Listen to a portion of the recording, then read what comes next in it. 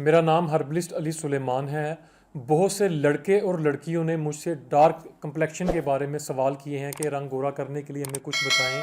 हम बहुत परेशान हैं। तो सबसे पहले ज़्यादा टेंशन लेने की बिल्कुल भी ज़रूरत नहीं। बहरहाल मैं आपको एक बेहतरीन नुस्खा बता रहा हूँ, ज़रूर ट्राई कीजिए। अल्लाह की रहमत से बहुत फ़ायदा होगा। नोट फरमाइए, मसूर साबित, समुंदर झाग 50 ग्राम, और 50 ग्राम ही आपने मसूर साबित लेने हैं। हल्दी का पाउडर आपने 50 ग्राम, कलवंजी 25 ग्राम। तमाम चीज़ों को बारीक सा पाउडर बना लें। 1 टेबल स्पून पाउडर को दूध के साथ इसका मिक्स करके पेस्ट बना लें और फेस पर अप्लाई करें।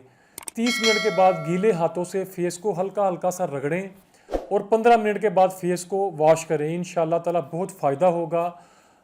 इस वीडियो को शेयर कीजिए ताकि जो रंग अपना गोरा करना चाहते हैं वो इस रेमेडी को ज़रूर इस्तेमाल करें। मुझे दुआओं में याद रखें। अल्लाह हाफ़िज़।